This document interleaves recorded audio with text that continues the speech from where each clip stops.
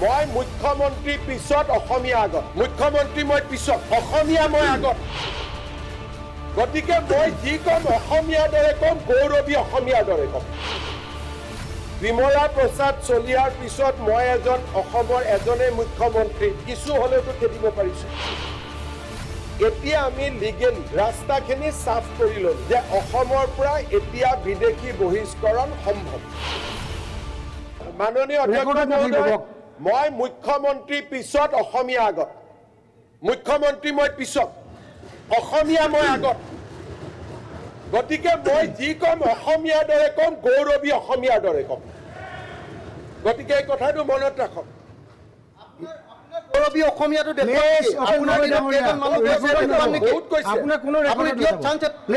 আপুনি ঠিক আছে, আপুনি ৰেকৰ্ডত নাযাব। আপুনি লিগেলি কেইজন পঠিয়াব দেখুৱাম নেকি? অখিল গগৈ ডাঙৰীয়া nothing will go on record. আপুনি একজনো দিয়াব পৰা নাই। মই ইলিগেলি অখিল গগৈ ডাঙৰীয়া মই ইলিগেলি উলিয়াম, মই ইলিগেলি কৰিম। অখিল গগৈ আপোনাক দেখুৱাই দিম। মই ইলিগেলি কৰিম, কোনো ৰেকৰ্ডত নাথাকিব। মাননীয় অখিল গগৈ ডাঙৰীয়া আপোনাৰ কোনো ৰেকৰ্ডত নাথাকিব। পিছত আপুনি কৈ থাকিব। মাননীয় অধ্যক্ষ মহোদয়, এটলিষ্ট বিমলা প্ৰসাদ চলিহাৰ পিছত মই অসমৰ এজনেই মুখ্যমন্ত্ৰী, কিছু হ'লেওতো খেদিব পাৰিছোঁ।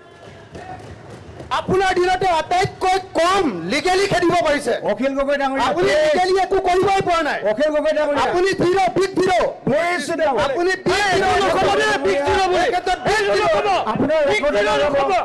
আপোনাৰ কোনো ৱৰ্ড ৰেকৰ্ডত নাযাব। অখিল গগৈ ডাঙৰীয়া আপোনাৰ কোনো ৰেকৰ্ডত নাযাব। Please sit down. এক মিনিট, 301ত ডিবেট নহয়। কণ্টেষ্ট অখিল গগৈটো অলপ ভোট পাব লাগিব, গতিকে আমাৰ কোনো আপত্তি নাই। আপুনিও তাৰ কাৰণে কেকটো এডু খুৰাই যিমানে কম্পিটিশ্যন কৰে কৰক না, আমিতো হাঁহি থাকিম না। গতিকে UDF-এও কওক, আপুনিও কওক, কংগ্ৰেছেও কওক, কেকটো এডু। আপুনি দেশৰ বাৰে বাৰে উঠি আছে। আপুনি দেশৰ নিৰাপত্তা আপোনাৰ মূৰটোত হ'ব লাগিব। এইটো ধুই দিব লাগিব, ৰেকৰ্ডত নাযাব। 301ত there is no scope for debate. মই সুপ্ৰিম কোৰ্ট হাইকোৰ্টৰ বাদে এটা শব্দ কৈ আছিলো নেকি? মই কৈছো যে মোক পাৱাৰ নিদিব, মই দিব বুলিতো কোৱা নাই। মই UDF-ৰ MLA খিনিয়ে কৈছে যে FTৰ অৰ্ডাৰ ৰিভিউ কৰাৰ পাৱাৰো আপোনাৰ আছে।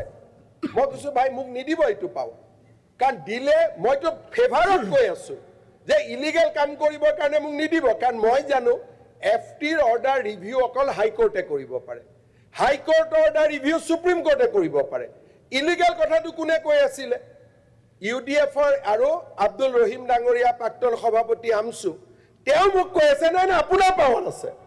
তে মই কৈছো মোৰ পাৱাৰ থাকিলে কলম কোনফালে যাবতো জানেই। গতিকে আপনি তো এফটি নিয়ন্ত্ৰণ কৰিব পাৰে, আপনি জাজ কৰিব পাৰে। জানে মাননীয় অধ্যক্ষ ইনে নাটছেল মই এইটোকে ক'ব খুজিছো, ইলেকশ্যনৰ আগত যি হ'ব হ'ব। এতিয়া আমি লিগেলি ৰাস্তাখিনি চাফ কৰি ল'লো যে অসমৰ পৰা এতিয়া বিদেশী বহিষ্কৰণ সম্ভৱ। This is the achievement.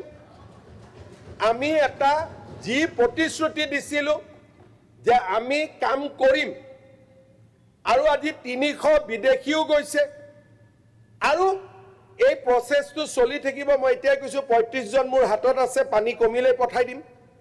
গতিকে through the process of law আমি ফৰেনাৰ্ছ এক্সপালশ্যনৰ কাম as per the verdict of the constitutional bench of the Supreme Court of India, যিটো মোক কৈছে লিগেলি কৰিব লাগে। সুপ্ৰিম কোৰ্ট অফ ইণ্ডিয়া এতিয়া লিগেলি ডিচিক পাৱাৰ দিছে যে আপুনি বিদেশী ডিক্লেয়াৰ কৰিব পাৰে, ট্ৰিব্যুনেলত যাব নালাগে। অখিল গগৈ ডাঙৰীয়াক মই সন্মান জনাইছোঁ যে লিগেলি কৰিব দিছে, আৰু লিগেলি আমি বিদেশী বহিষ্কৰণৰ কাম হাতত ল'ম। বাট দিছ প্ৰচেছ ইজ টিডিয়াছ, কাৰণ কোৰ্ট কাছাৰী বহুতৰ সন্মুখীন হ'ব লাগিব। But we are ready to face the challenge, আৰু আমি অসমৰ পৰা বিদেশী বহিষ্কৰণৰ ক্ষেত্ৰত এই কামবিলাক আমি কৰি থাকিম।